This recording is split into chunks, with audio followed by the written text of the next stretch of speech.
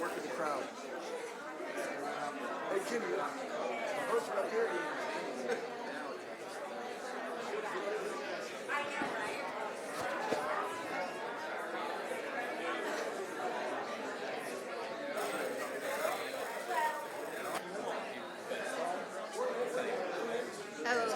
Okay. Right? Well. Be careful, they'll be mindful that I let you agree.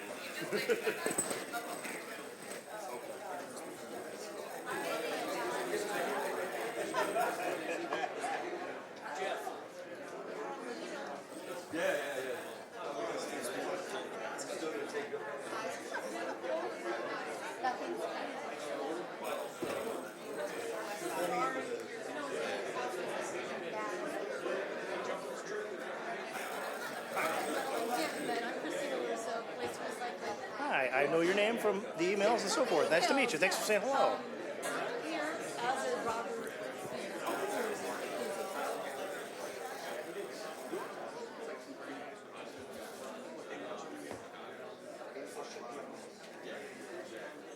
It's good to know you're here. Perfect. Thank you. And thanks for saying hello.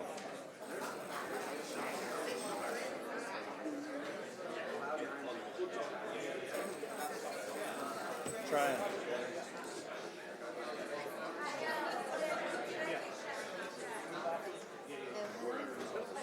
I think so, in committee.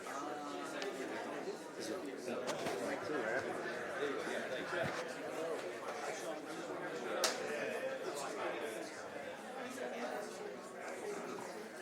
Yes, I am. That's funny. Ladies and gentlemen, I'm going to call the Committee of the Whole to order for Tuesday, February 25th, 2025. If you will all rise and join me in the Pledge of Allegiance. I pledge allegiance to the flag of the United States of America and to the republic for which it stands, one nation, under God, indivisible, with liberty and justice for all. Thank you and good evening, everyone. Mr. Clerk, if you will call the roll. Mr. Chairman, we have to get the recorder set up. This is not working again. That's fine. Just let me know when you're ready to go, Mr. Clerk. Okay, we got it. Okay, Mr. Clerk, if you will call the roll. Alderman Cox. Here. Alderman Gregory. Here. Alderman Williams. Here. Alderman Rockford. Present. Alderwoman Purchase. Here. Alderwoman Destriano. Here. Alderman Carlson. Here. Alderwoman Conley. Present. Alderman Donlin. Here. Alderman Hanauer. Here. Mr. Chairman, you have a quorum. Thank you, Mr. Clerk. The chair will entertain a motion to recess the Committee of the Whole and open up the public hearing on fiscal year 2026 annual budget appropriation ordinance. Is there a motion to second? Any discussion? Hearing none. All those in favor signify by saying aye. Aye. All those opposed, nay. The ayes have it. Ladies and gentlemen, the public hearing is now open. Mr. Corporation Counsel, is this the appropriate time to ask any member of the public if they have any comments at the public hearing? Yes, that's correct. This is only for the budget. Those that signed up for public comment for the committee meeting will speak when we resume that meeting. Thank you, Mr.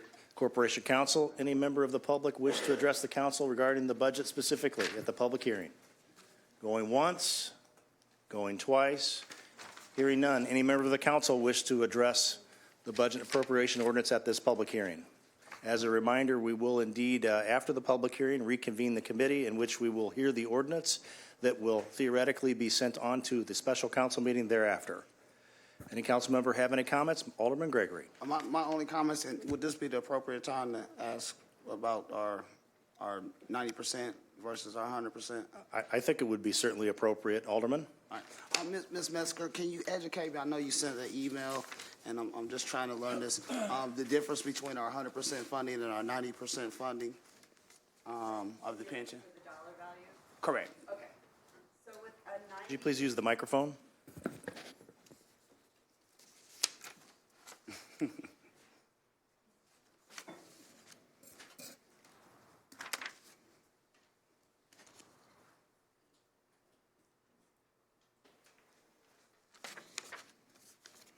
Third time's a charm, right?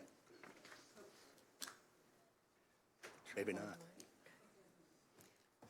Okay, for 90% funding, the fire contribution would be 15.6 million, and at 100%, 18.7 million. And for police, at 90%, it's 15.77 million, and at 100%, it's 19.2 million, for a difference of fire, an increase of 3.1 million, police, 3.4 million increase, and a total increase of 6.55 million. Okay, thank you. And I'm looking at the projections, so the 2027 one, it was cut off, what would we be at 100% if we was at 2027? If we didn't do anything? At 2026 or 2027? 2027, I see 2026 would be 21.3. At 100% funding for 2027, our estimate in a worst-case expense and a conservative revenue would be at 14.6 million, or a 7.7% fund balance. At 90% funding, we're looking at 27.9 million in ending fund balance and 15.2% of fund balance as a percentage of expenditures. Okay, thank you. And per our last year's audit, are we gonna make an extra pension payment, or did we end? Okay. Yes, we did. And we won't know that whether or not we're gonna make it this year, so to speak, until the next one, correct? All right. Correct. Thank you, ma'am. Anything further, Alderman Gregory? No, sir, thank you. Good questions. Thank you, Director. Any further questions from the council? Any further questions from the council? Any further comments from the council? Hearing none, the chair will entertain a motion to adjourn the public hearing. So moved. Motion and a second. Any discussion? Hearing none. The public hearing is adjourned. Now the chair will reconvene the meeting of the Committee of the Whole. The fifth item on the agenda is the approval of committee meeting minutes. Is there a motion to approve the committee meeting minutes? Second. Motion and a second. Any discussion? Any discussion? Any discussion? Hearing none, all those in favor signify by saying aye. Aye. All those opposed, nay. The ayes have it. There are no presentations this evening. Ordinances for committee consideration. Mr. Clerk. Thank you, Mr. Chairman. The first ordinance is CWLP is 2025-069, an ordinance approving a third one-year contract extension authorizing additional funding in the amount not to exceed $400,000 for contract number UE 22-01-78, maintenance and repair of heavy equipment at Dolman Power Plant Complex with Roland Machinery Company for a total amount payable of $1,500,000 for the Office of Public Utilities. Move consent. Motion and a second for the consent agenda. Any discussion? Any discussion? Any discussion? Hearing none, all those in favor signify by saying aye. Aye. All those opposed, nay. The ayes have it. Mr. Clerk.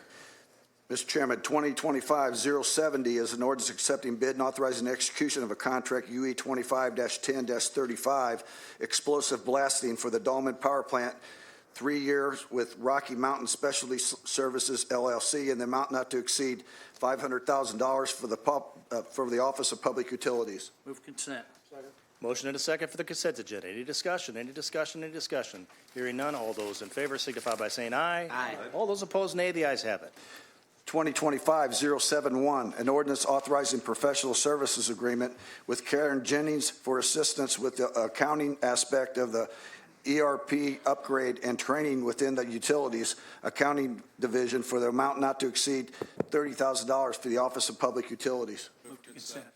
Motion and a second for the consent agenda. Any discussion? Any discussion? Any discussion? Hearing none. All those in favor signify by saying aye. Aye.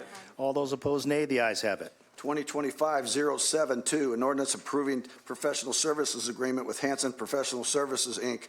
for engineering design services, relocate the water main in relation to the railroad consolidation in the amount not to exceed $43,300 for the Office of Public Utilities. Move consent. Second. A motion and a second for the consent agenda. Any discussion from the council? Any discussion? Any discussion of the committee?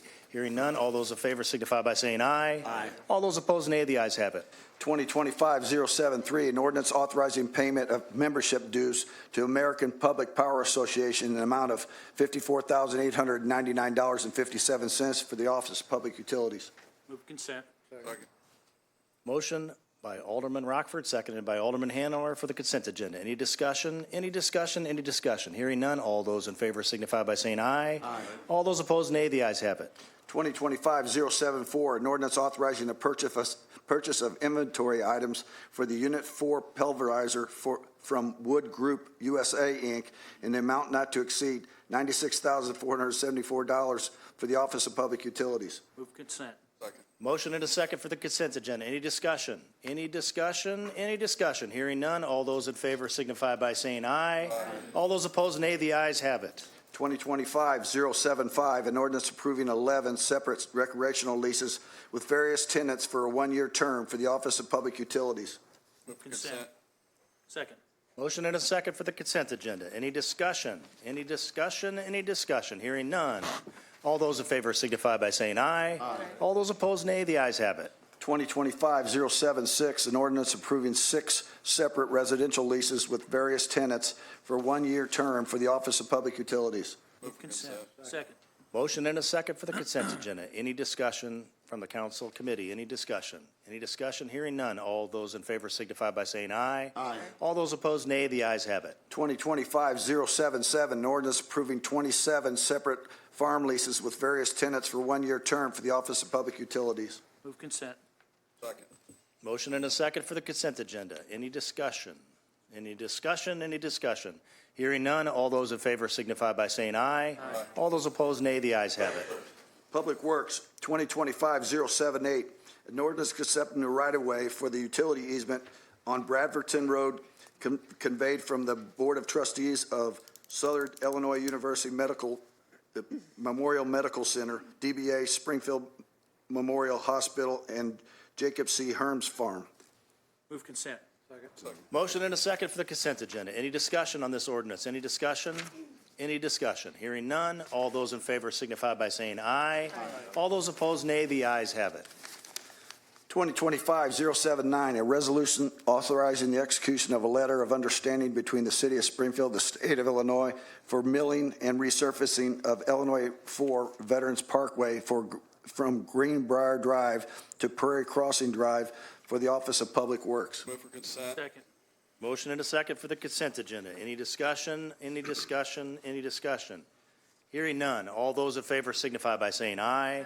All those opposed, nay. The ayes have it. 2025-080, an ordinance authorizing construction engineering agreement between the City of Springfield and Martin Engineering Company for professional services for engineering, drainage, and roadway improvements for Lenhart Road from Isles Avenue to the city limits, 1,700 feet south of Jacksonville Road, for the Office of Public Works. Move for consent. Second. Mr. Chair. Is there a motion? Is there a second? Second. There's a motion and a second. Alderman Hanauer. Could you add me as a co-sponsor, please? Yep. Thank you, Mr. Clerk. Any further discussion?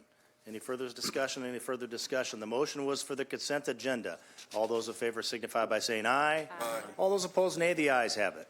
2025-081, an ordinance authorizing the increase of contract RFP PW 2422 with P.H. Broughton and Sons to provide supplemental snow removal in the amount not to exceed $95,850 for the Office of Public Works. Move consent. Second. Motion and a second for the consent agenda. Any discussion from the committee? Any discussion? Any discussion? Hearing none. All those in favor signify by saying aye. Aye. All those opposed, nay. The ayes have it. 2025-082, an ordinance authorizing amendment number 1 to professional services agreement with WHKS and Company for the additional design engineering services on Wheeler Avenue for the road and the drainage improvements in the amount of $59,451 and for a total amount not to exceed $136,325 for the Office of Public Works. Move to consent. Second. Motion and a second for the consent agenda. Any discussion? Any discussion? Any discussion? Hearing none. All those in favor signify by saying aye. Aye. All those opposed, nay. The ayes have it. 2025-083, an ordinance authorizing execution of a construction engineering agreement and payment in the amount not to exceed $140,033.50 to WHKS and Company for the Wheeler Avenue Road and drainage improvements in the amount not to exceed $140,033.50 for the Office of Public Works. Move consent. Second.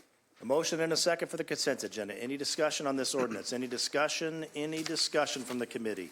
Hearing none, all those in favor signify by saying aye. Aye. All those opposed, nay. The ayes have it. 2025-084, an ordinance authorizing joint purchase of CityWorks Enterprise License Agreement and maintenance of Aztec Systems LLC from April 15th, 2025 through April 14th, 2026 for the offices of Public Works and Public Utilities in the amount not to exceed $182,310. Move consent. Second. Motion and a second for the consent agenda. Any discussion, any discussion, any discussion? Hearing none, all those in favor signify by saying aye. Aye. All those opposed, nay. The ayes have it. 2025-085, an ordinance authorizing two-year contract with Habitat for Humanity pursuant to the RFP number PW2552 for a large item pickup program in an amount not to exceed $510,000 for the Office of Public Works. Move consent. Motion and a second for the consent agenda. Alderwoman Notrano. thank you, Chair. I noticed that the Habitat for Humanity was the low bidder, but I did not see the other bids or a bid sheet. So if we could get that emailed and then I'll also post it so the public can see it. Thank you. Thank you. Make sure staff handles that, please. Did you get that, Director? Yes, sir. Okay, thank you. Thank you, Director. Alderwoman Conley. Thank you. Do we have anyone from Habitat Yes. here tonight? Would you mind coming up just for a minute? We have a member of our staff as well. Wonderful.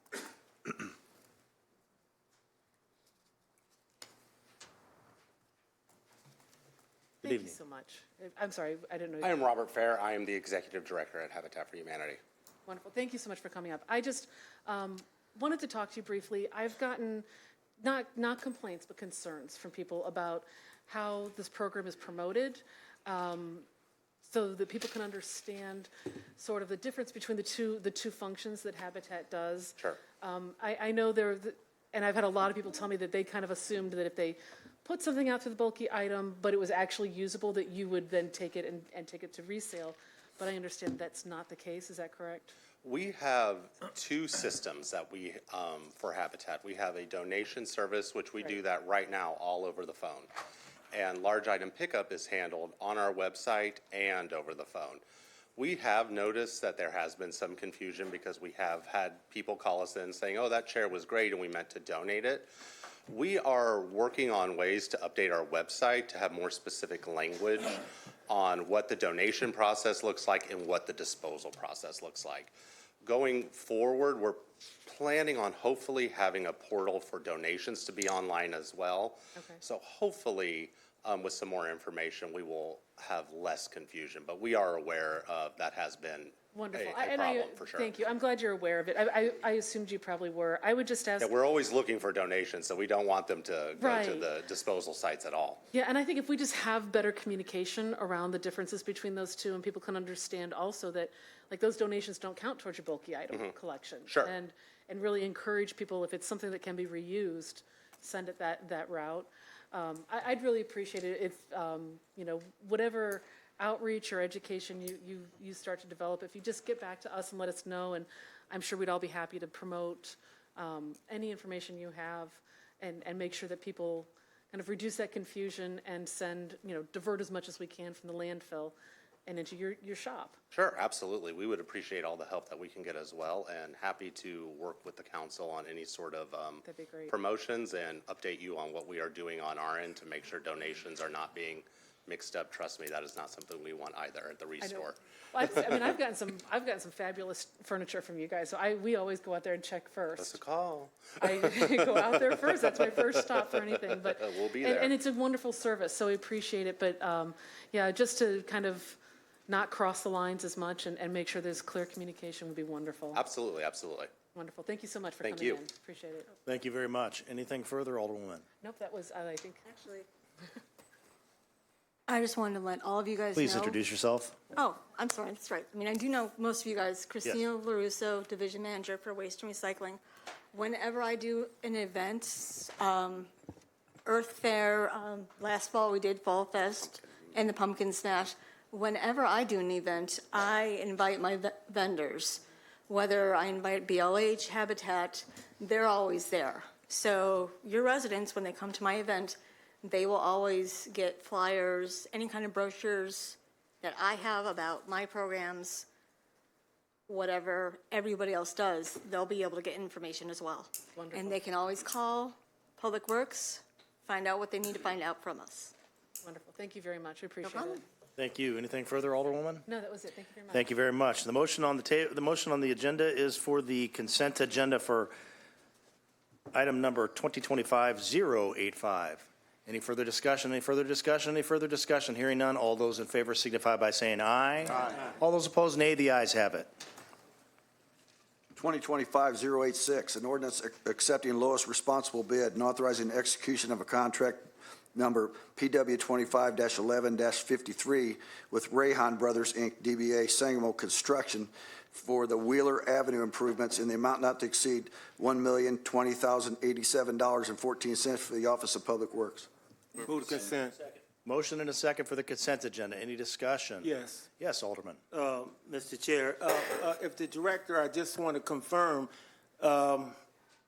we're going to be doing a lot here with Wheeler. So this is there's been no change that we're going to start at Adams and go to Cook on Wheeler, correct?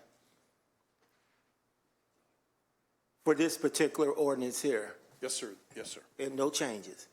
Thank Not you. that I'm aware of, no. I just want you on record. Thank you. Thank you, Alderman. Anything further? Anything further, Director? No.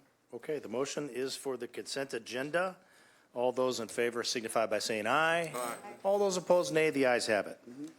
Mr. Clerk. 2020 Ready? Yes. 2025-087, an ordinance accepting lowest responsible bid and authorizing execution contract PW 25-12-57 with Rayhan Brothers and Sangamo Electric Construction for the Linhart Road improvements in the amount not to exceed $1,107,913.31 for the Office of Public Works. Move for consent and add me as a co-sponsor, please. Motion and a second for the consent agenda. Alderman Hanauer requests to be a co-sponsor. Any further discussion? Any further discussion? Any further discussion? Hearing none. All those in favor signify by saying aye. Aye. All those opposed, nay. The ayes have it. 2025-088 is an ordinance authorizing renewal of a small government term enterprise license agreement and maintenance agreement from ERSI Environmental Systems Research Institute, Inc., from July 25th, 2025 through July 28th, 2028, in the amount not to exceed $270,900 for the Office of Public Works, Office of Planning and Economic Development, and the Office of Public Utilities. Second. Motion and a second for the consent agenda. Any discussion? Any discussion? Any discussion? Hearing none. All those in favor signify by saying aye. Aye. All those opposed, nay. The ayes have it. General City Business, 2025-089, an ordinance approving the appointment of Daniel Chung to the Springfield Community Relations Commission. Move for debate. Second. Motion and a second for the debate agenda. Is Mr. Chung here this evening? Yes. You want to come up and say a few words? Thank you for being here.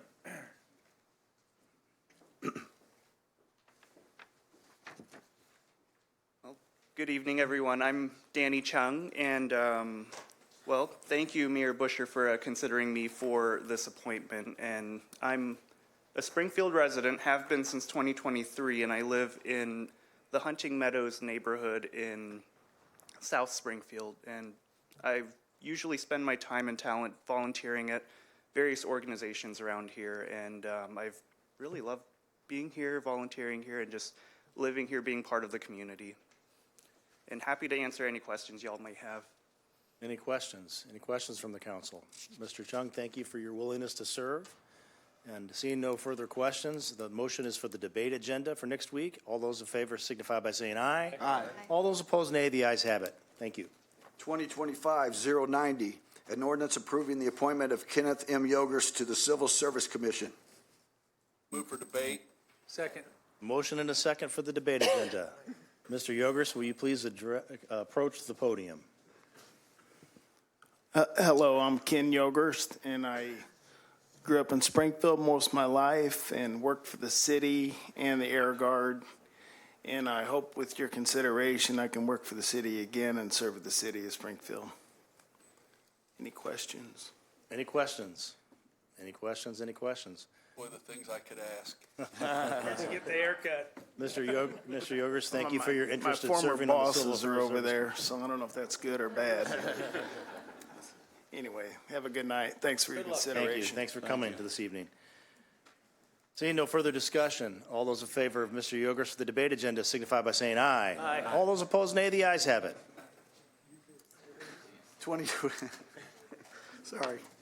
2025-091, an ordinance approving the appointment of C.J. Metcalf as a general public representative to the Springfield Convention and Visitors Advisory Board.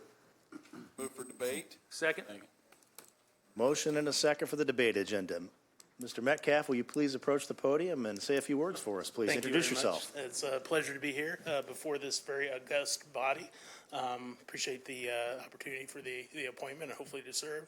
I've lived in Springfield or surrounding communities since 1999.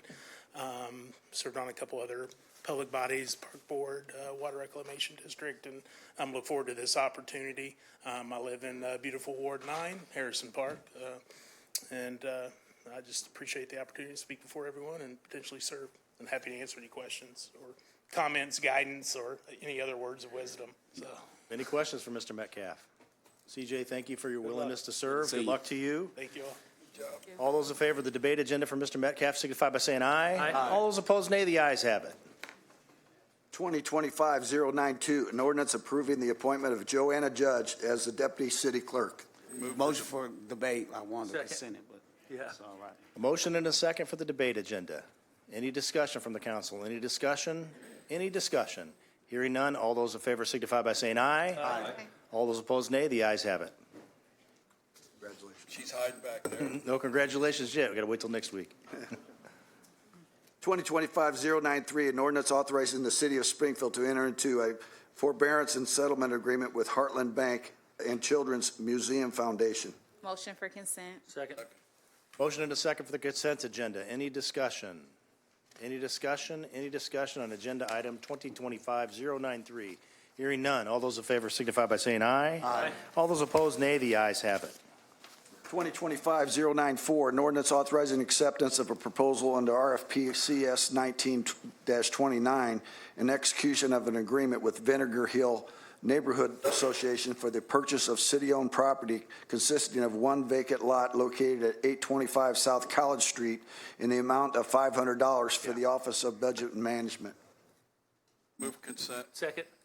A motion and a second for the consent agenda. Any discussion? Any discussion? Any discussion? Hearing none.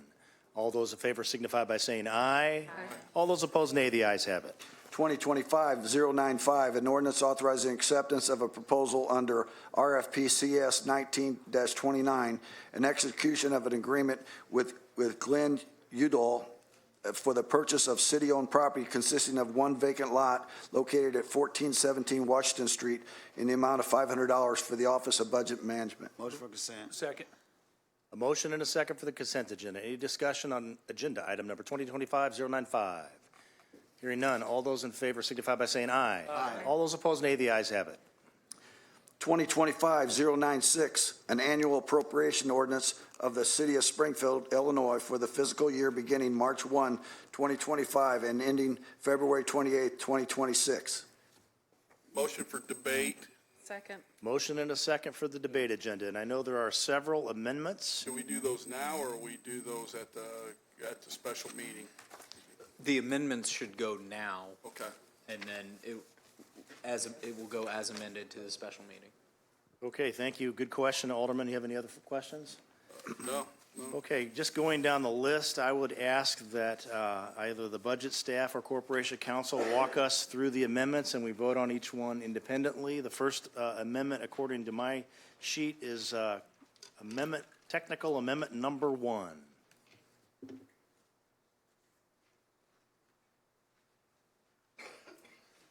Is there a motion to adopt technical amendment number 1? Motion and a second. Staff, will you please describe? Who made the motion? I'm sorry, Mr. Chairman. Okay. Okay, technical amendment number 1. That is.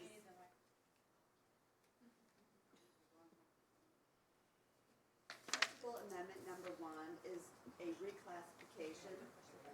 Technical amendment number 1 is a reclassification for object lines for reporting for the way that community development block grants and other HUD grants are being paid directly to the developer instead of awarded to the homeowner. So the taxability is different. So the 1099 goes to the construction company or to the person who's doing the work. So it's a non-employment compensation. Thank So you. that's all it is a reclassification. It's a zero effect. Thank you. Any further discussion, any further questions of the director? Alderman Gregory. So just, thank you, Director Metzger. So just for clarification, so now that if there is any tax liability, it would be going to the contractor?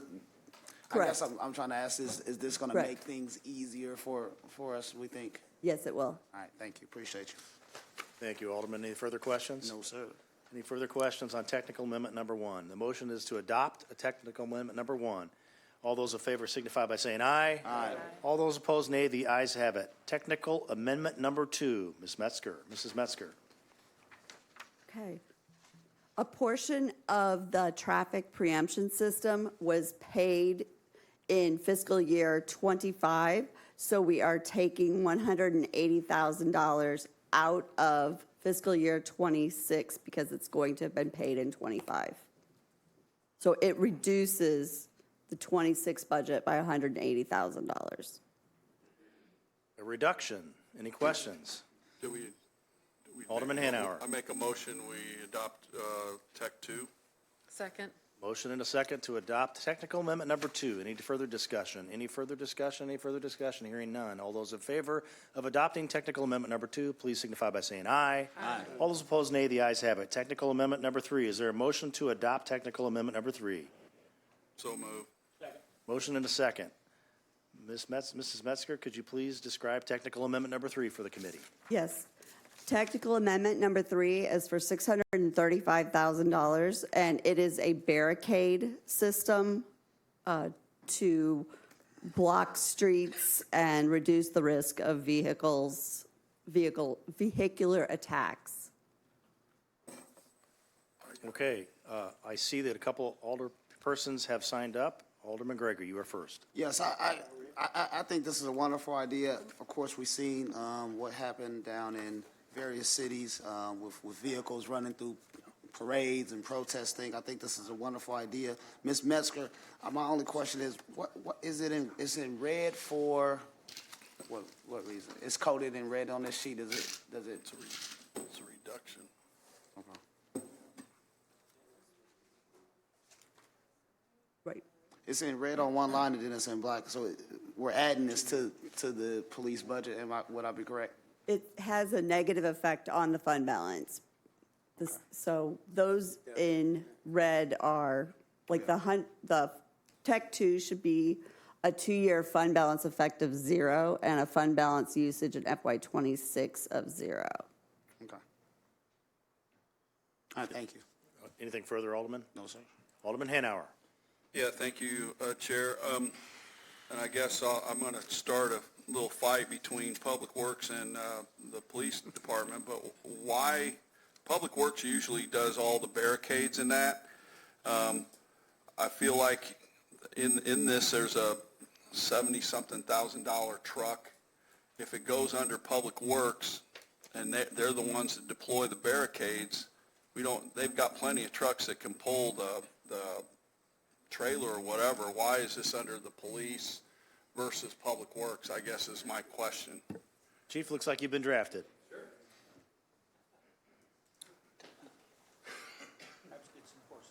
Well, I guess it's under police because we thought of it and put it in here, I guess. Hey, listen, this is, we've seen what's happened across the world for lack of a better term, as far as how a vehicle can be used in a terroristic manner. And as many festivals and activities that we have in our community, we feel it's important to protect our citizens, whether it be parades or whatever the case may be. And to your point, Alderman, this is not just to necessarily prevent intentional attacks. It can also be used for public works. In fact, Director Brown and I had a conversation about how some of his crew were actually working, and there was a crash that involved actually striking his people or the equipment because of the work they were doing on the street. So to me, this serves many purposes. In fact, the fire department was out fighting a fire on South 6th. Imagine if we had these that we could easily deploy to prevent just accidents from happening. We know that orange cones don't stop large vehicles from crashing. And Chief, I'm not against this. I'm just questioning where, who's going to be deploying them? To me, it makes more sense that Public Works does that work rather than our officers. I don't know what's involved in it.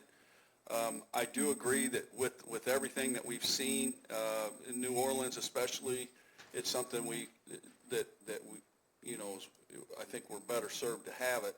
It's just a question of logistics, and I guess we can put it in the budget, and then that's a fight that we can deal with when it comes time to purchase. And I guess we got to get the logistics down prior to that. I wouldn't take up a fight over it. If you want to put it in Public Works budget, I think that'd be just fine. I have no problem with that. It is a valuable tool. I think it's important that we, look at purchasing this and having this available for our citizens. So. Thank you, Chief. Director Fuchs is back there shaking his head. So Any further questions, Alderman Hanauer? No, thank you. Just a reminder that adding monies to the budget does not necessarily mean, such as this, that we are purchasing the items this evening. That just adds budgetary authority. They will have to come back and obviously present a proposal and ordinance to the council. Alderwoman Conley. Thank you. Chief, I appreciate you trying to leave. Just quick questions, and I know you probably don't have this sorted out yet, but in terms of like someone's scheduling a protest or a rally downtown, do you envision this will be something that the city will provide at no charge to those organizers? Will they be reaching out to wherever this ends up, deploying them? Have you looked into that yet? Kind of how we'll be doing those requests? I think that's an ongoing conversation that we need to continue to have as far as how the city is going to charge various entities, whether it's a protest group or a group holding a run or whatever the case may be. That's certainly something that needs to be discussed. Yeah. Thank you. I think it's a great purchase. I think we absolutely, having the state capitol in town, there are quite reasonably a fair amount of protests, and we want to make sure that everyone has the right to say their mind, speak their mind, and be protected. So I'm encouraged to see this coming to the city, but I think I would ask that we have some clear guidance so that we can share that with our residents on how they'll be used, and if someone is scheduling, wants to schedule a larger scale event, what steps do they take to make sure that these sorts of tools are available to them. So once we get around to that conversation. Sounds good. I appreciate it. And then do you know what the timeline is for purchase and delivery? 10 weeks out is what they're saying right now. There, as you can imagine, a lot of cities that are looking to purchase this type of equipment. So Okay. they're about Thank 10 you very weeks out. much. Anything further, Alderman? No, thank you. Alderman Gregory. Thank you for the question, Alderwoman Conley. So Chief, two questions. Do we have to have that F-250? Don't we have some trucks that can pull that thing? We do. I'm not sure you're getting out of my bailiwick when it comes to the size of a vehicle, so that's something that I'd have to do some checking on. Okay. The idea is that we had a dedicated vehicle available at all times to be able to haul this out. Obviously, it does us no good if we have trailers with the equipment and don't have a vehicle available. So that's the only thing that we're thinking. Okay. Now, are these separate things? I mean, when I looked at the picture, it was sort of wide. Can we break them down if you don't need them? Okay. Yeah, you absolutely can. Okay. You can break them down, I believe, 24 inches. Okay. All the way out to, 5 lanes of traffic if Absolutely. you want. And they just connect to one another through cotter pins. Okay. And are these, so in general, for parades or things of that nature, we do charge a little something, I do believe, from my experience running some things. So we technically use our cars and stuff to block off traffic and stuff at times now. And I think I would say that's all factored into the cost. So when we deploy these, I wouldn't think it'd be an extra cost. It would just be part of our, whatever we're going to charge them to, provide that service. So depending on the events, there's typically charges from the police department, which would cover overtime of officers' use. And then there are charges from Public Works, which would cover barricade usage and that sort of thing. So I guess depending on Who's deploying them would determine how all that's going to play out. All right, I appreciate you. Just general questions. Thank you. Thank you, Alderman. Alderman Williams.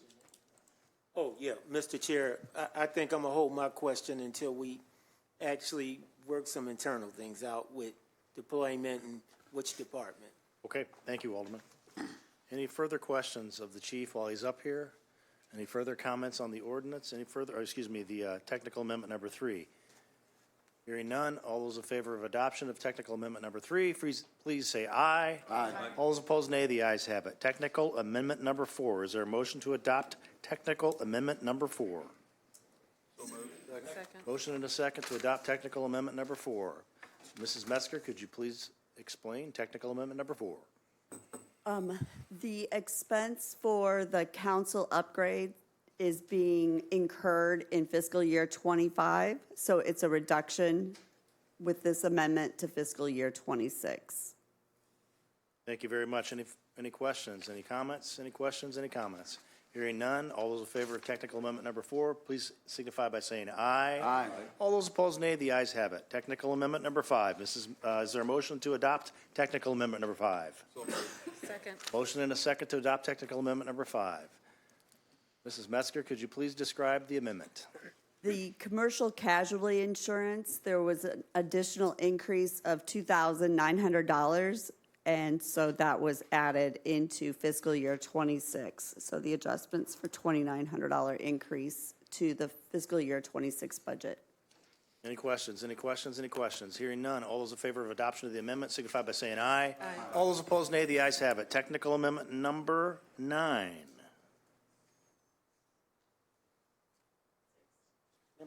I have no 6. It's down below here. Here we are out of order.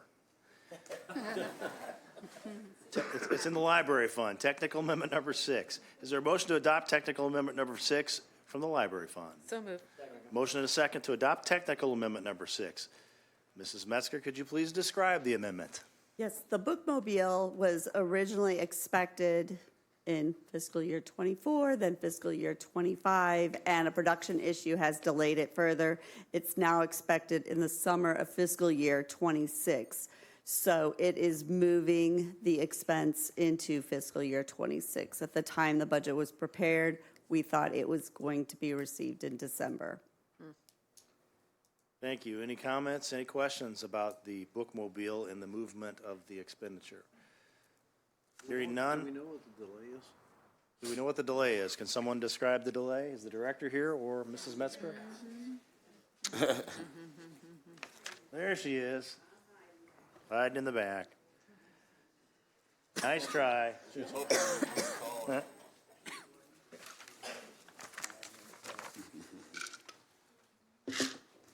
And I know she's not happy about it. Good evening. I actually put on my big girl pants and sent a very stern email to Farber. I said, we've been waiting for this thing since '23. And there's been repeated delays and excuses. And I just said, we can't do this. We can't. I said to them, this is not a way to conduct good business. And so he sent back a letter that he apologized. He owned it, and he's telling me that this summer, we should have it this summer. I've just never seen anything like it. I've just never experienced anything like it. They said they had it on a drive. They had it on a drive, and it was pulling to one side. And so they had to take it back to the shop to get that fixed. They said they had to get the undercoating done. One time it was brackets for the seats. It's just one thing after another. So that's what they're telling me. This is where we're at. I did send them a stern email today, and so I'm hoping that it comes. They will. Yeah, we're preparing for it, though. In the meantime, we're getting prepared for it, so. It'll be a full-blown party when it gets here. You better believe it. Thank you, Director. Alderman Rockford. Yes, so is this additional funding, or is this the total amount for the, It's the total amount. It's been carried forward each year.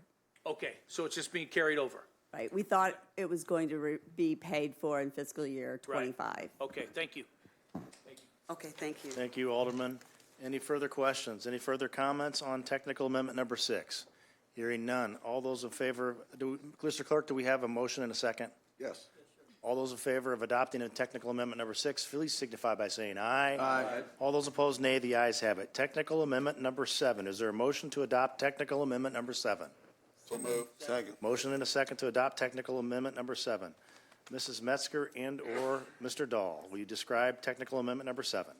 This past month, in February, there was a $300,000 Tourism Route 66 grant that was approved via ordinance, and that will need to be included in the expense and revenue of fiscal year '26. So since it just happened here at the end of fiscal year '25, it was not in the original budget. Thank you, Mrs. Metzger. Any comments or questions on technical amendment number 7? Hearing none, all those in favor of adoption of technical amendment number 7, please signify by saying aye. Aye. All those opposed, nay. The ayes have it. Technical amendment number 8. Is there a motion to adopt technical amendment number 8? So moved. Motion and a second. Mrs. Metzger, could you please describe technical amendment number 8, which deals with the Capital Improvement Fund 95? So as we have gone through the budget, it was realized that the grant revenue was not included in the original budget for public works grants. So this includes that grant revenue Okay, thank you for that clarification. and also the expense revenue, which, oh, never mind, that had no change.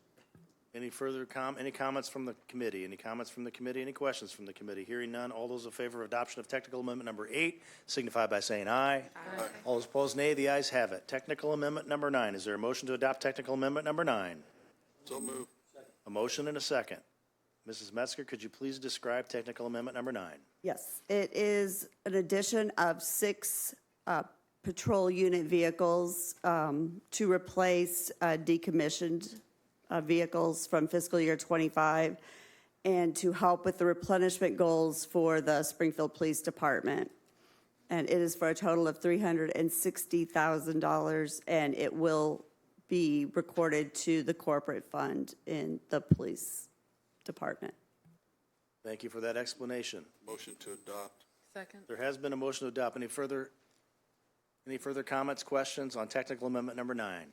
Hearing none, all those in favor of technical amendment number 9, easy for me to say, please signify by saying aye. Aye. All those opposed, nay. The ayes have it. Moving along, we're going to call it regular amendment number 1, which deals, it says, from the full council. Mrs. Metzger, before we get to your explanation, is there a motion to adopt regular amendment number 1? So moved. Second. A motion and a second. Mrs. Metzger, if you could please describe this amendment. This is a position change in the council coordinators department, and it is all in personnel lines. Thank you. Any discussion? Any discussion? Any discussion? Hearing none. All those in favor of adoption of regular amendment number 1, please signify by saying aye. Aye. All those opposed, nay. The ayes have it. Mr. Chairman, I didn't get the motion.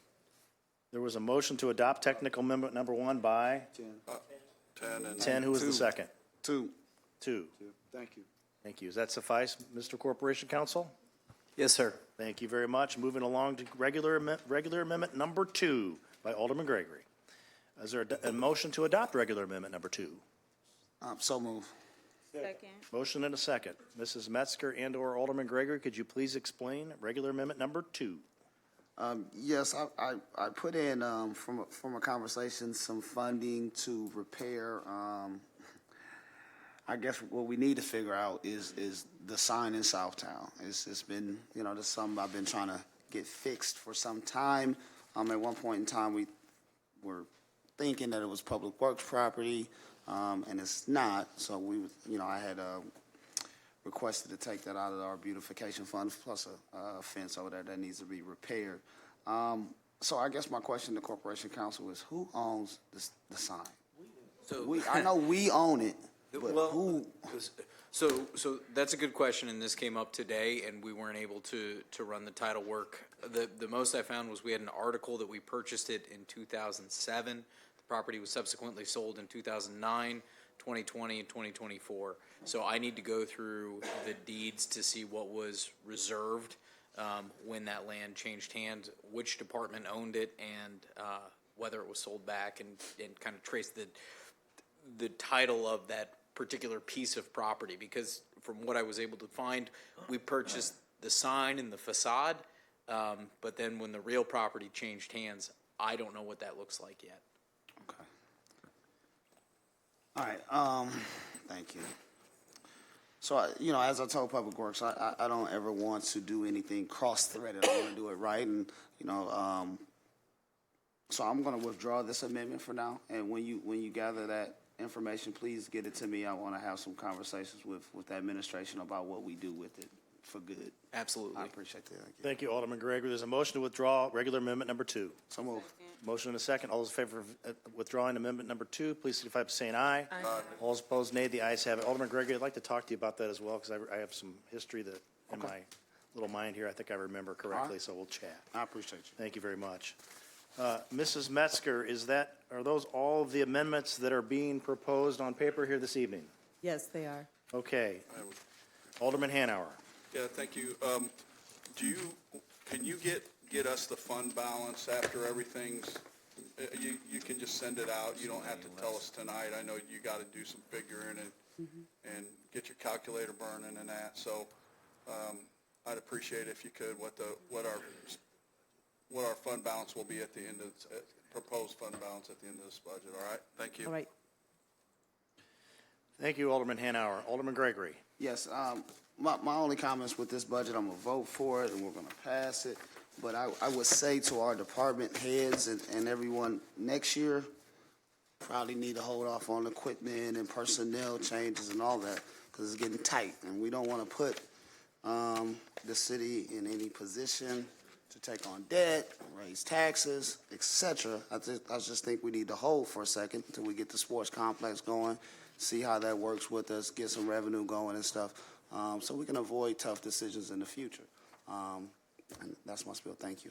Thank you, Alderman Gregory. Alderman Williams. Yes, is the CWOP director here? Brown.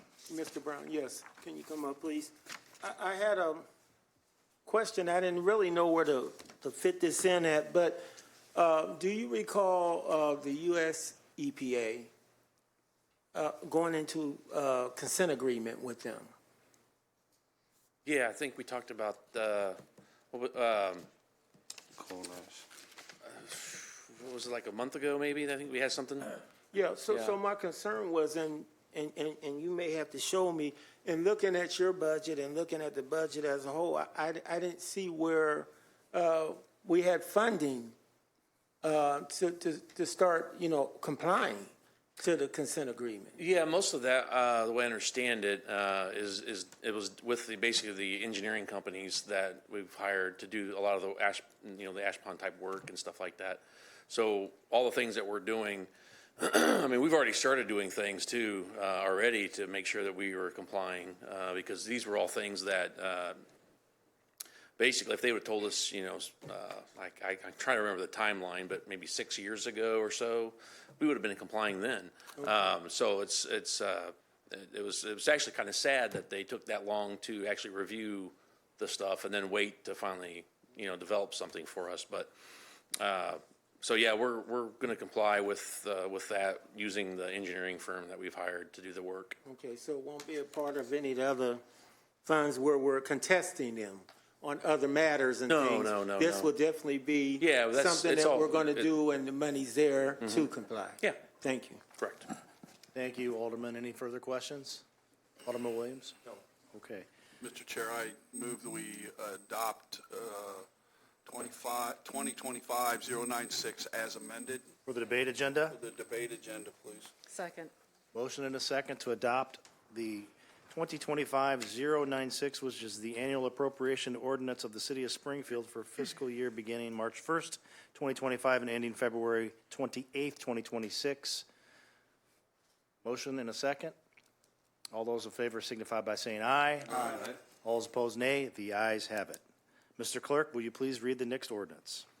2025-097, an ordinance accepting the agreement with Birch Creek Development LLC for the purchase of all MISO Zone 4 capacity from the solar energy installation for 3 years in the amount not to exceed $8,300,250 for the Office of Public Utilities.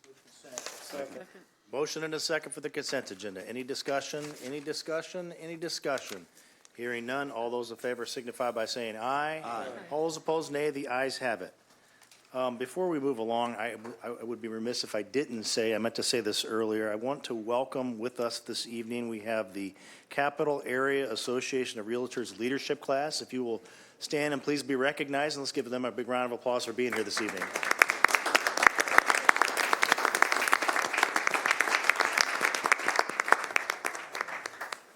Thank you very much for being here. Next item on the agenda is unfinished business.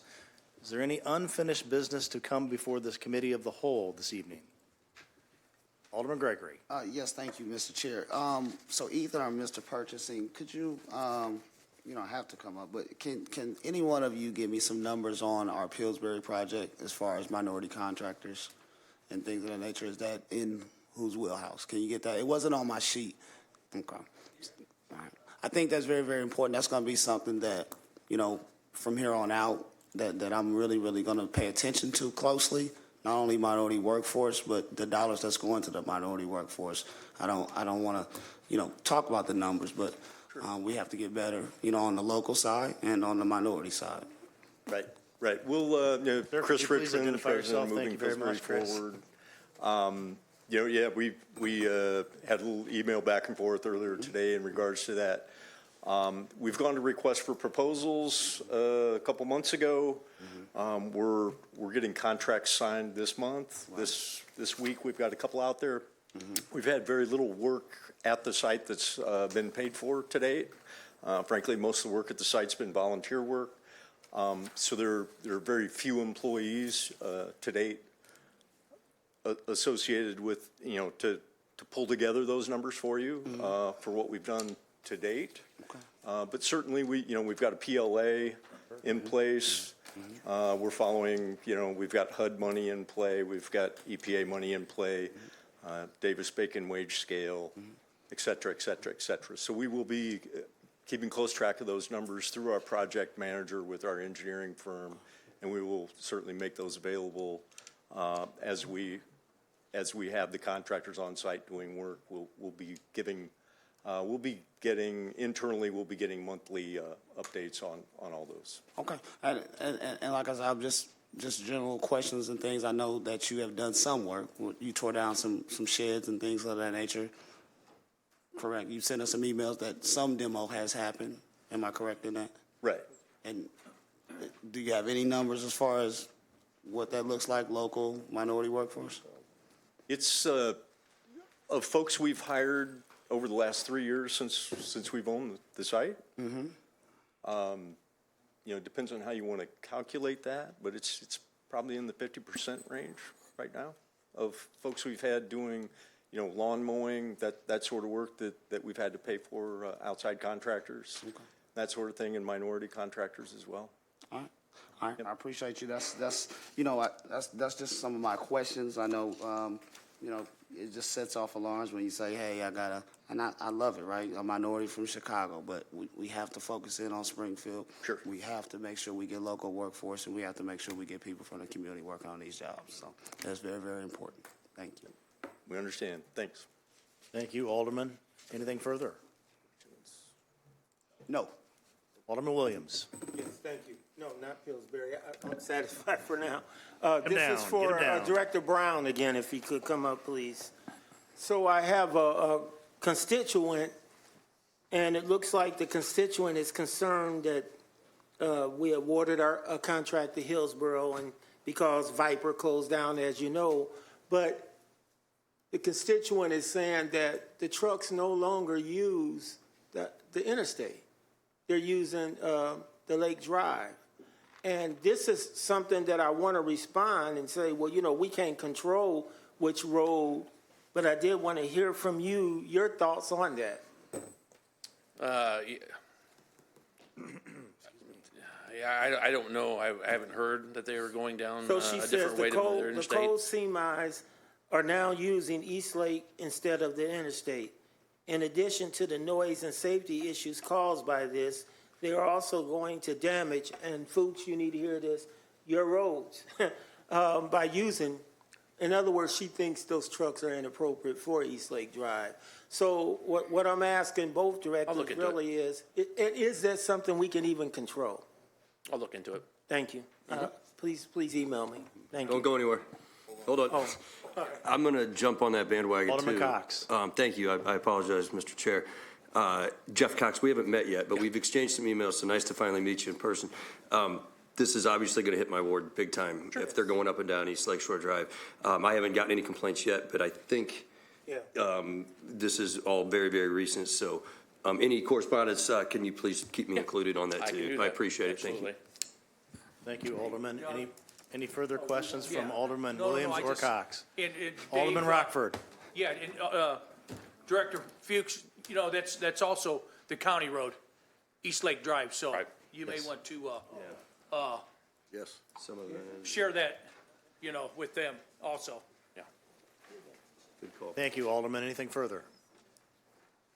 Okay, any further unfinished business to come before the committee this evening? Hearing none. Any new business from the council this evening? If you could, after you speak, please take your name off because I'm not sure who to call on here. Alderwoman Purchase. Thank you, Chair. As we wrap up Black History Month, I wanted to inform the entire city of Springfield that you are more than welcome to come to our first Taste of Black Springfield this Thursday, February 27th, from 5 to 8 p.m. at the Salvation Army Community Center, which is located at 1600 East Clear Lake. Experience the best of the local Black-owned food, music, and fun. It's free entry from barbecue to soul food, sweet treats, and the lineup sounds very delicious, so I hope to see my colleagues out. It's from 5 to 8, and everyone is welcome from the community, and we're looking forward to it. It has gotten an overwhelming amount of response to be supportive. So thank you. Thank you, Alderwoman. Alderwoman Conley. Thank you. Alderman Purchase, I want to tell you, I've seen the vendors coming for that, and I'm very excited for Thursday night. Thank you. Looking forward to it. And I was just wondering, just to kind of continue on that, if our communications director, Haley, could come up for a minute and just talk about what's going on at the Springfield Library this weekend.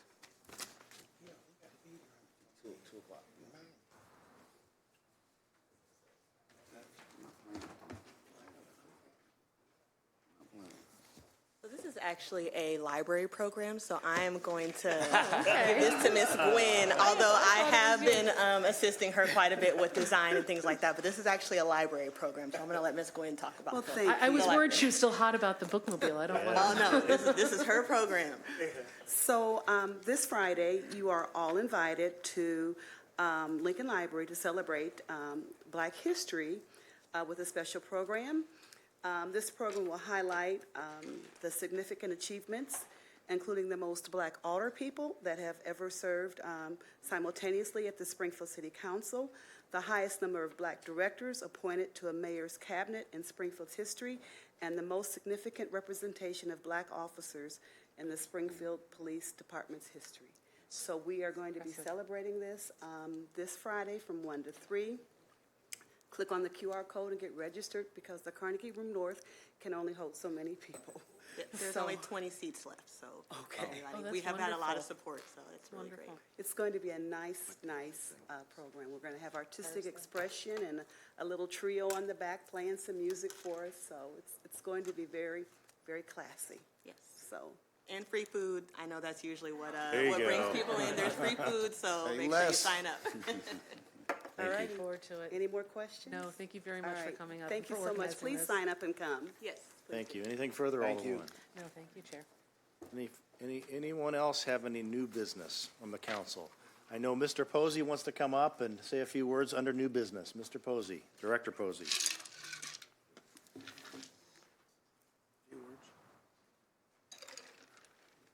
Good evening, everyone. Also in celebration of Black History Month, bass baritone Mikal Dawson Connor will be performing his own arrangement of spirituals at the Hoagland Center for the Arts, which is at 420 South 6th Street, Springfield, Illinois, on Friday, February 28th at 7 p.m. The concert is sponsored by Velma L. Carey Family Fund, and the Hoagland Center would like to say that for anyone who supports the African American History Museum, when you purchase your tickets, you can use the code AAHM25 to receive $10 tickets. Thank you. Thank you. Thank you, Mr. Posey. Any further new business to come before the council? Hearing none. Mr. Clerk, citizens' request to address the committee of the whole this evening. Yeah, Mr. Chairman, we have broke this down. There's people who have signed up for the committee and also have signed up for the special meeting, so they'll be separate. There is, Sir. I think we have one that's signed up for both, but I'll get you both those. Okay, So the please. first person to speak is Brianna Ellers.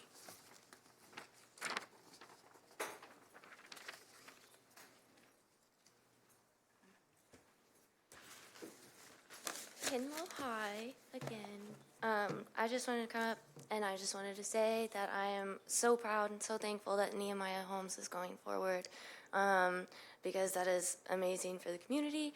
I also wanted to say that I understand when it comes to the tiny homes, but we do need to look at low barrier housing. We need to see about not having any rules in order to just stay in a place. The very basic need of survival is shelter.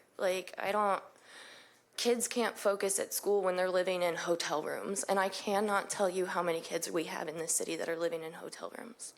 It's sad. It's really sad. I didn't write anything out, obviously. So some things that I wanted to point out whenever it comes to the unhoused, we all know that I was very, very close myself to being there. So I went from going to the bread line and being able to eat twice a day to now I go to work. I don't have access to food during the day. So right now I feel really, really shaky, lightheaded because I'm food insecure at home. I don't have food now. I don't have access to it. The food pantries are open while I'm at work, which means my children no longer have access to food.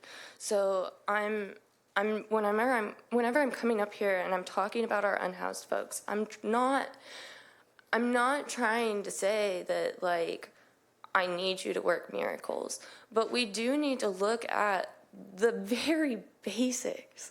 The very basics of there is a huge gap. I understand that we have DHS. I understand that there are Medicaid, there's Link. There's people who don't get that. And they're going out on the streets now, and then all of a sudden they can apply for it because they're out on the street. But then once they work themselves back up, what do? We just fall right back down. And we don't have anybody. There's no supports there. I myself, and I'm finding that there are some supports, but I'm wondering what the city's doing, because it's all private, and it's all who you know. 100%, it is who you know. If you don't know the right people, you can't get access to the right services that you need, especially if you're not vocal about it. If you're too ashamed to even acknowledge that you have a problem, which is a huge amount of our society, then you're not capable of reaching out and even asking for help. And then you're stuck falling. And what are we doing? How are we going to implement things to catch people? Whenever I said I had to pull strings in order to get my own house, and I said that I shouldn't have had to do that, I shouldn't have had to do that because there should have already been something in place. There should have been something in place municipality-wise. Because why do I have to rely on a stranger whenever I'm supposed to rely on my government? But I can't trust my government to pick me up because my government doesn't even offer it. And that's what's happening right here. Yeah, I'm going to end it with that. I implore you, implore you, please look at low barrier housing. I understand there are humans that are difficult to work with. I get it. But those humans won't be so difficult to work with if they just have a small space. So I appreciate you guys. Have a good night. Thank you. Thank you, Ms. Eilers. Mr. Clerk, who's next this evening? Ken Pecha. Geisha?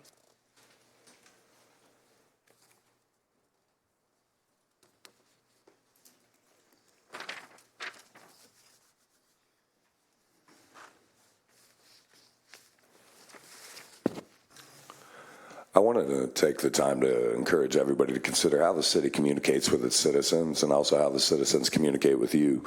I'm going to take a moment to apologize to you, Mayor Misty Boucher. I do apologize for the conduct last week of one of the public speakers. I don't think that's the right way for anybody to get their point across. Political violence is not acceptable. That is not how any of us comport ourselves. We all agree that we can have a civil, diplomatic discussion about the things that upset us, even if we raise our voices and curse at each other, things like that. But making a physical intimidation threat towards anybody is not acceptable. That's not how you get your point across.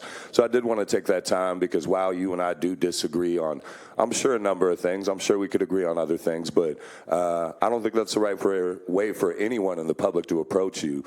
I will say, though, that I do think that on the public end, I think there's a lot of people in the city who feel that they're not heard. And I don't, again, think that that's the right way to approach that, but I think as a council, you guys should really consider how the public feels that they're heard by you guys. I've come here week after week after week about those massage parlors, and I am very, very much not alone anymore, I'm sure, in bugging you guys about it.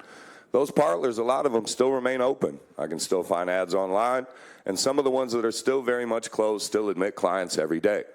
I'm not sure what else we as a city need to do, but people do feel desperate about that situation. I mean, you have people actively surveilling and monitoring these situations, trying to publicly expose the Johns and shame them online. I mean, that's a dangerous situation. I think we can all agree that that kind of thing could go wrong very quickly. But that's where we're at as a public body, is that people feel that kind of inclination to do something about it. Because whether or not everyone agrees on what's happening in those parlors, I'm sure there's people who disagree with me classifying them as rape parlors, but that goes into whether or not you agree with how consent works. And I think that's part of the problem, is that we're getting into this discussion of the finer line when these parlors remain open. And the city's communication with the public about it is medium at best. What's happening now? Nobody knows. Only you guys do. And I think that's where, again, you're leaving people with a lot of uncertainty.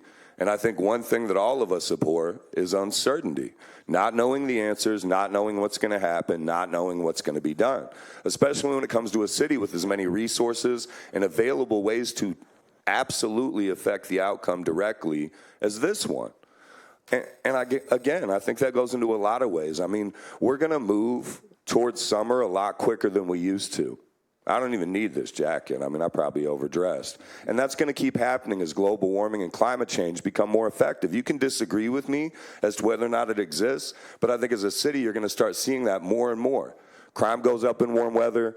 Traffic gets worse in warm weather. People have more problems in warm weather.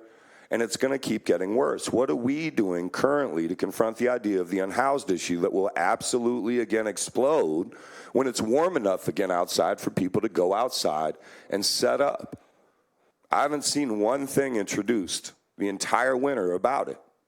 And I know that you guys are working hard on other issues, and I'm not trying to tell you should fix every problem, but I feel like that's a pretty big one. It was one of the big reasons I started showing up here. And nothing has changed since then on that front as a city as to what we're going to do when the weather gets warm and people start showing up again. The police department's not going to arrest them. We're not going to pass an ordinance to arrest them, right? So what do we as a, I sure hope not. But as a city, well, I'm just noting, that's not an attack on Alderman Purchase. That's not meant to be a slight on the previous ordinance. It's just the comment, though, that what have we done since then to avoid that outcome? In that time frame, Peoria has introduced an ordinance like that. We as a city have done nothing to change that outcome from hitting us right in the face again. So I encourage you guys to start doing more proactive work to plan ahead for these outcomes that we know are coming. The federal government is in absolute disarray. I don't think anybody disagrees with that. If you don't see what's happening right now, and think that things are going to trickle down here in terms of our funding, our outcomes, our resources, I'd get worried if I were you guys. Because I know we don't have a huge amount of our budget tied to federal funds, but we got a lot of big projects tied to it. So what are we going to do as a city to confront those issues, right? I mean, quite frankly, this is going to happen. This isn't guesswork. This isn't me building a conspiracy out of matchsticks and dreams. These are real problems that will hit us directly as a city, and I'll be here to remind you guys about them. So I encourage you to start being, again, more proactive to do something about it, because people like Brianna are not going to be alone. As things get worse, as they talk about cutting SNAP and other funding like that that's going to leave people without real resources, I don't know, guys, I'd start getting worried. Thank you. Thank you, Mr. Pasha. Reed Roberts. Reed Roberts, going once, going twice, 3 times. Mr. Clerk? Zach Long. Long?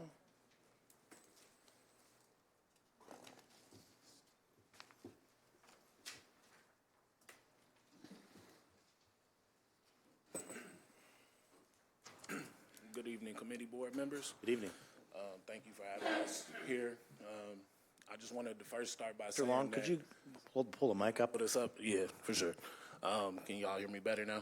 All right. Yeah. I would first like to just address the body as a whole.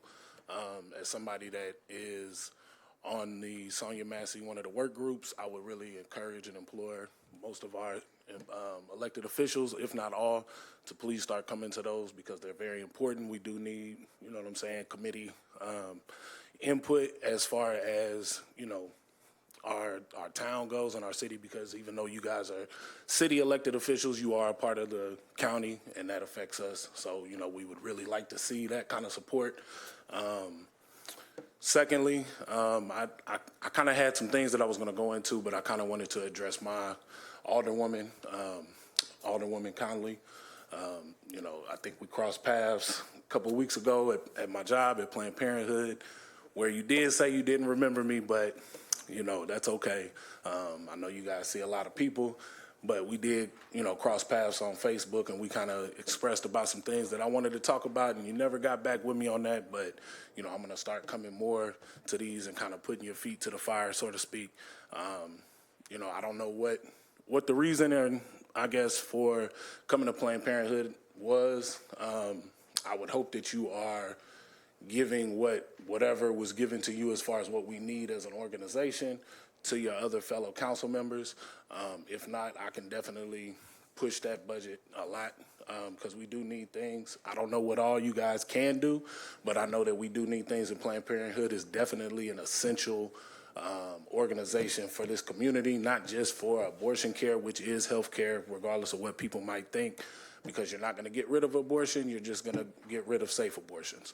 Secondly, we do need to look at, you know, trying to possibly get things out to the community so they can get tested for certain diseases and things like that, because a lot of people, unfortunately, don't have the resources to maybe get to the clinic, or if they do go to other places like the public health department or Springfield Clinic, a lot of the things that they want to get tested for, they're not able to get tested for. So maybe that's something that we can put into, you know, into effect in some kind of way. I don't know how that really works, but I'm really willing to work with all of you or whoever I need to try to get that accomplished.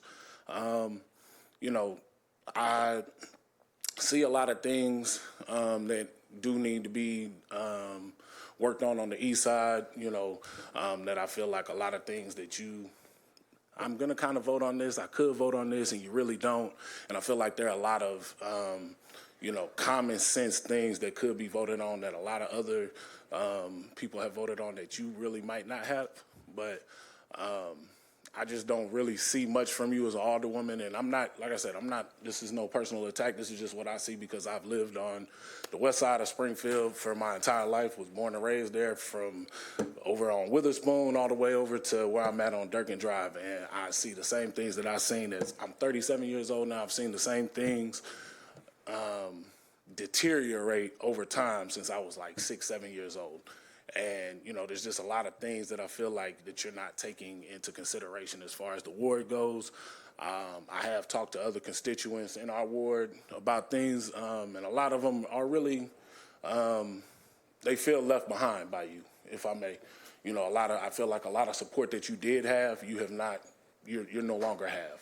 Like I've talked to a lot of people that are involved with Planned Parenthood as far as the organization goes that believed in you or whatever the situation is, even as far as like constituents just out and about and different things. I do question those things because I think as a concerned constituent of yours, those are issues that we need to bring to you if you're not being challenged. And I feel like nobody really comes up here and challenges you just because there's so much that goes on in the wards of, you know, Alderman Gregory and Alderman Williams that need way more attention than what it does on the west side. But just like they need things, we need things as well. And I just don't really feel like you're doing the best job that you could.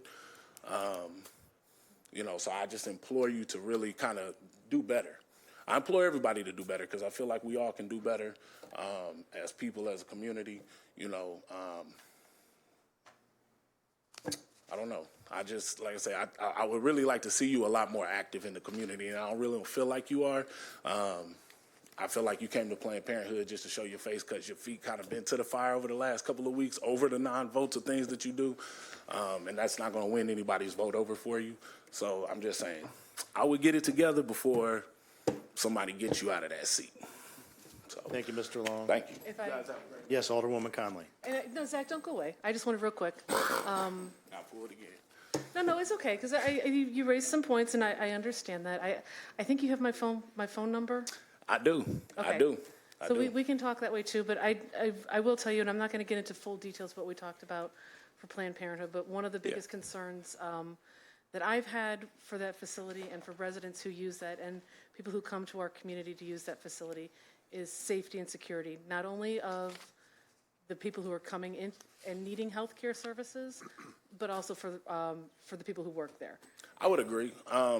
I would say I've been there for 2 years, and to be honest, our safety has never really been a care of anybody in the city, including the police department, including anybody as far as an alderperson goes, because when we call the police about things that possibly go wrong, we either get told to call back or you have an officer that goes and sits across the street when things possibly can go awry. Or you have people come in whenever we have medical emergencies, or if we do have a police officer come in, they're giving us dirty looks, they're shaking their heads because they might disagree with what we do.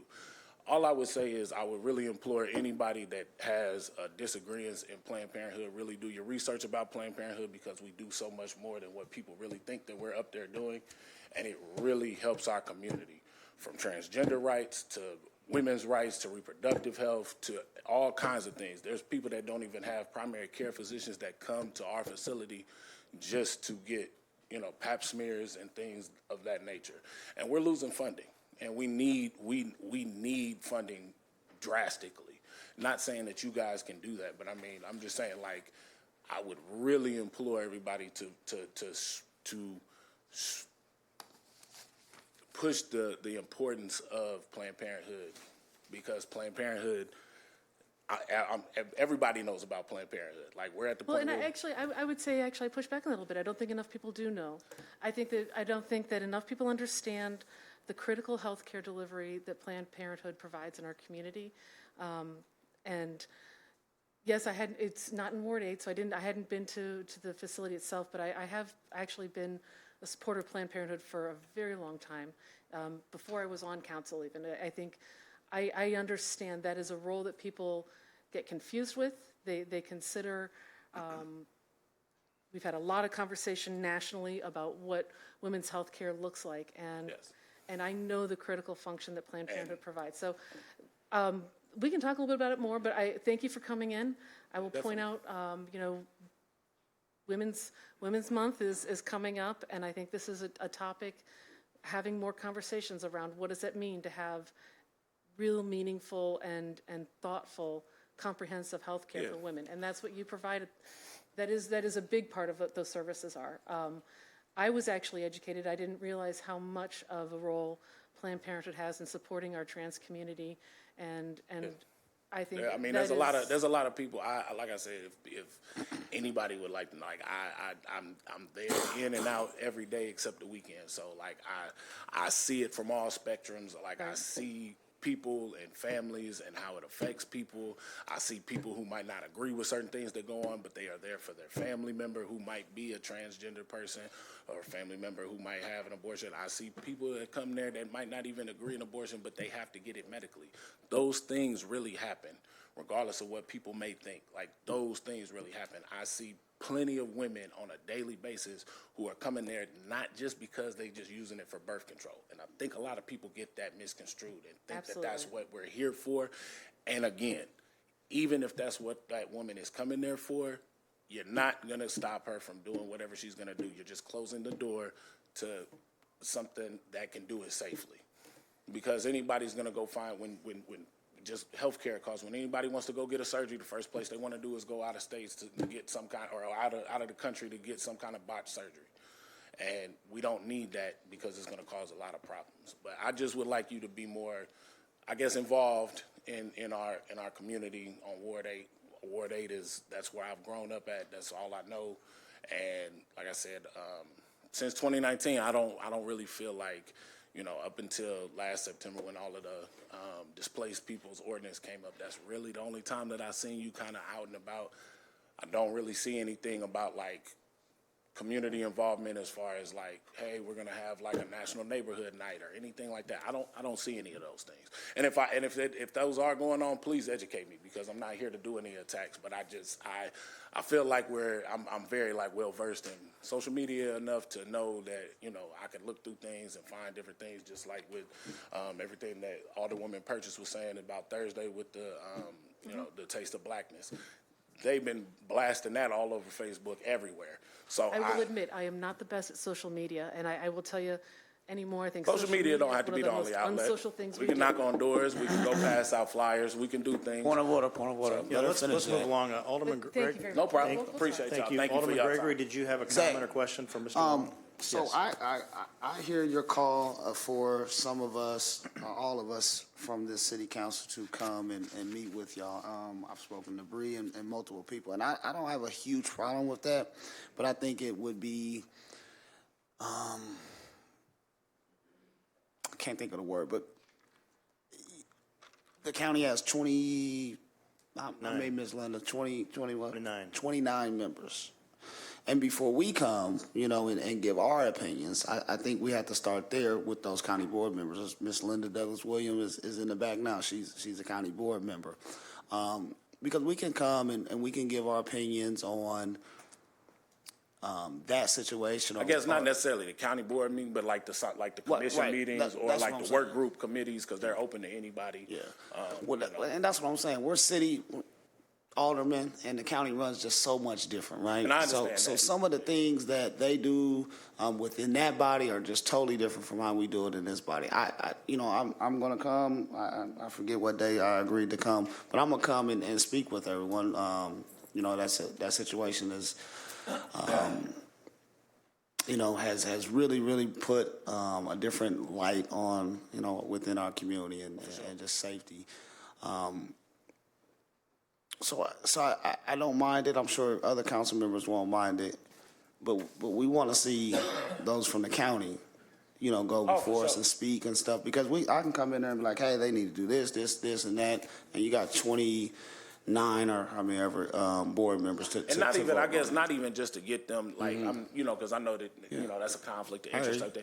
Just coming as a constituent of the county, not necessarily even coming as a council member, just coming like, hey, I'm just coming here as a concerned constituent of the county, because even though you guys are city council members, you are part of the community and a part of the county board member, to have somebody of a county board committee that runs your district or whatever, so that's all I was saying. Not saying that anybody can make any I just want to get clarity, because I've stayed away from coming to the meetings and voicing any opinions out of respect for those many county board members that I do respect, and people who put that together.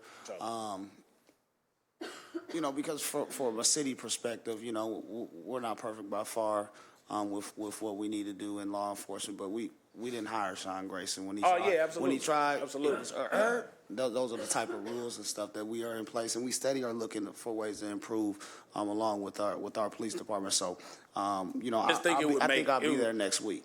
And I appreciate that. I just think, you know, and I'm sorry, I'm really not trying to take up time, but I know you. just knowing that, you know, I work closely with Sante, that's one of Sonia's cousins, and I think it would really mean a great deal if every one of y'all would really come up.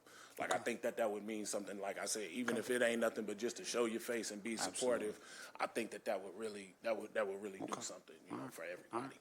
All right. So that's why I was asking, I wanted to get clarity, because I don't want to come and be like, they need to do this and that, because I can get rolling, but I don't think that's appropriate for them. So I appreciate you. I appreciate All right, thank you. All right, thank y'all. Appreciate y'all. Thank you, Alderman Gregory. Thank you, Mr. Long. Mr. Clerk? Vanessa Knox.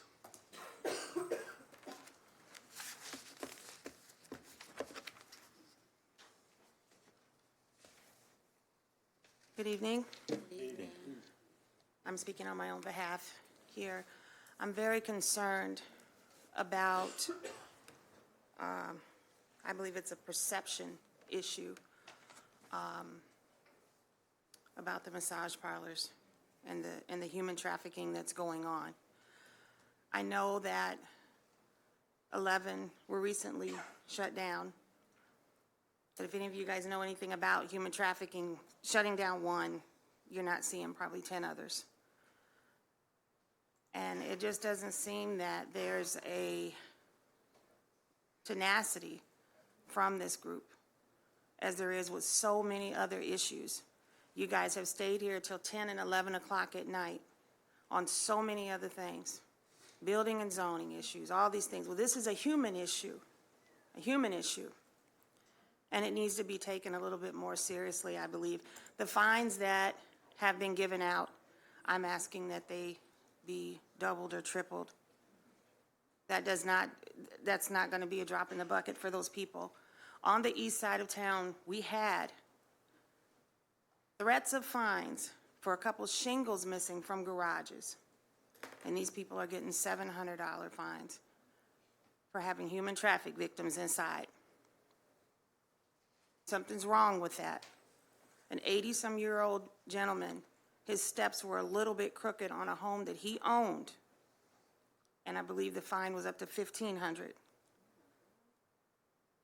These are voiceless people that are in basements, back of buildings, back of garages, all kinds of different buildings they're in, regular homes, and they're suffering. They're suffering real bad. And they're depending on people like you guys, and they're depending on Springfield PD and Sangamon County officers to care about this issue. The perception of people that are in massage parlors selling their services that are not legal services is terrible. I've heard people refer to them as party girls. Every immigrant issue you can think of, it's not an immigrant issue. It's not a gender issue. There are boys in these buildings. There are little, small children in these buildings that are boys and girls. And there are elderly in these places as well. So sometimes when we have a perception from TV, radio, other family members who we hang out with, think about this, the little 5-year-olds that you know. Everyone in here knows a 5-year-old from somewhere.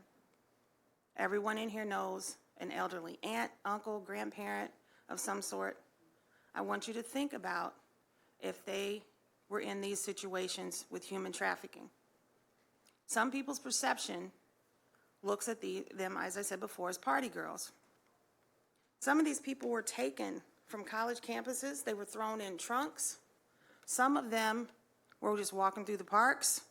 They were promised different things to have more money in legal ways. They were promised properties. They were promised all kinds of different things, and they didn't get that.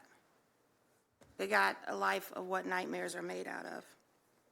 So I'm asking that you take it very, very, very seriously. I appreciate the ones who have spoke up on this issue and have enforced fines, but that's a very, very small amount from where we need to be at with this issue. I appreciate the neighborhoods that did say something about it. A lot don't say anything about it. Your silence in this situation kills people. It hurts people for the rest of their lives and their families. Every single person that is being human trafficked in all these buildings and houses, they are somebody's mom, somebody's daughter, somebody's sister, brother, parent. All of them are somebody. They are not drug addicted, all of them, when they come, but that's part of the human trafficking system, is to make them drug addicted, and they will not want to leave. They will be stuck there. So I'm asking you to influence your perception that this is not an immigration issue or a race issue. When Dateline did their special on this, and they've done several of them, they had 5-year-olds that were doing sex acts. It was filmed. They knew. And the people that come to keep them in business, some were judges, some were doctors. They're not just regular Joe Blows. These are people going out of their way to entertain human trafficking. So I'm asking you to use your power to help stop this in a much bigger and better way. Thank you, Ms. Knox.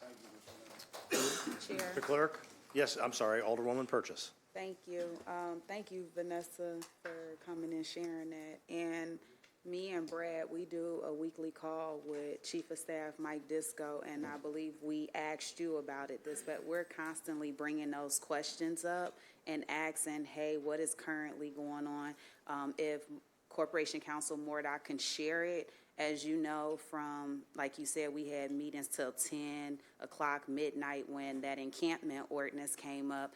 After hearing from the public and saying that we only speak to certain people, we don't speak to other people, it was asked that we don't continuously do that so that we look very transparent. We're not really supposed to be talking right now, but like you said, it looks like we're silenced or we're not saying anything and showing you that we care. But I just want to assure you, at least for our weekly call that we have every week, we're asking Chief of Staff Mike Disco, can we get an update? What's going on? Can you guys provide that to the public? So I don't want you to think that we're just sitting up here just looking at you guys and not paying attention. We are. Thank you, Chair. Thank you, Alderwoman. Very serious issue. Thanks again, Ms. Knox, for being here. Mr. Clerk? Robert Frazier. Frazier? I don't see him. Mr. Clerk? April Poole. April is here.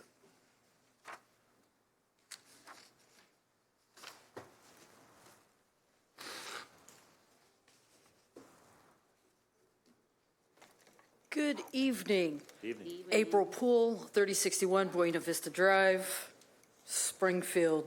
Proud Ward 4 resident, even prouder Twin Lakes resident. But tonight I represent the Coalition of Rainbow Alliances. It is time, and I'm a little late this year. I will admit I've had some family issues that I've had taken care of, and also had a bout of COVID. For the very first time. So I'm a little late this year, but some of you I have spoken with. The Coalition of Rainbow Alliances is having their annual dinner dance coming up on March 15th at the Crown Plaza at 5:30 at night is when till 11. Registration starts at, check-in starts at that point in time. Dinner is like at 6:30. We have dinner, we give out awards, and we have dancing. Now, we all know that March 15th is the day that we will be downtown showing our Irish.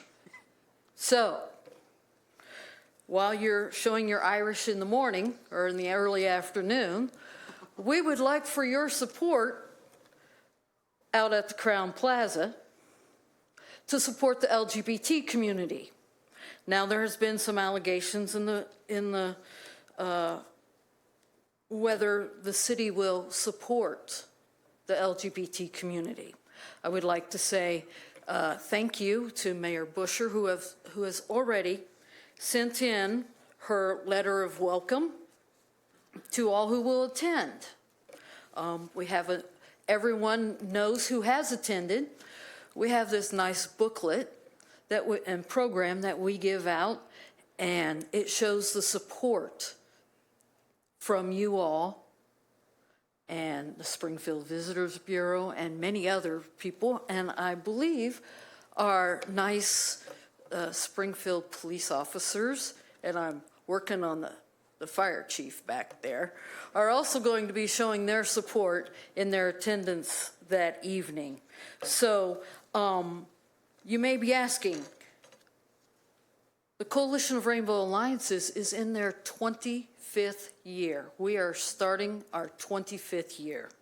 It's a nonprofit volunteer group that facilitates networking for the Central Illinois LGBTQIA communities, all other sexual and gender minorities, their families, friends, and interest groups that support them. Now, you may go, what does that all mean? Last year, we spent nearly $11,000 in support of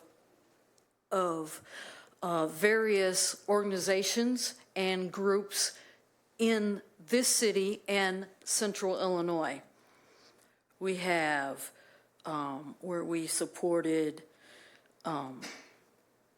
Juneteenth, Black Lives Matter, Habitat for Humanity, APL, the Holy Family Inclusive Church, Special Olympics, JCs. We also helped with the most recent Martin Luther King nonviolence protest training.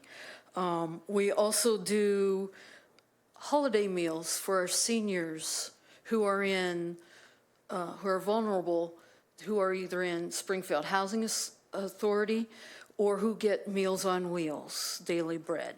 We also have helped with the PB&J Springfield, where we make just simple peanut butter and jelly sandwiches. We assist with Springfield Pride Fest, with the Phoenix Center, Juneteenth, Fifth Street Renaissance. We help out at the Central Illinois Community Food Bank when they distribute food. We're just all over. We want to show the community and the world, state, world, everyone, that the LGBT community is just like everyone else. We want to move everyone forward, everyone to be successful, everyone to be healthy, and everyone to be happy.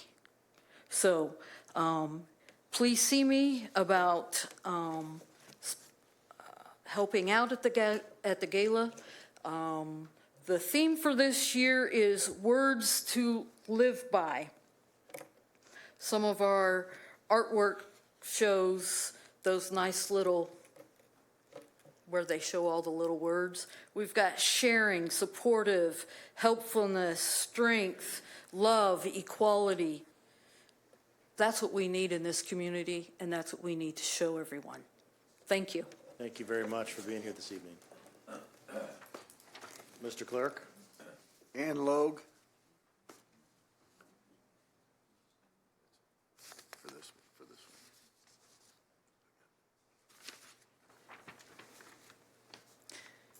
So this is climate change. And the global temps have risen steadily since 1950, along with the greenhouse gas emissions.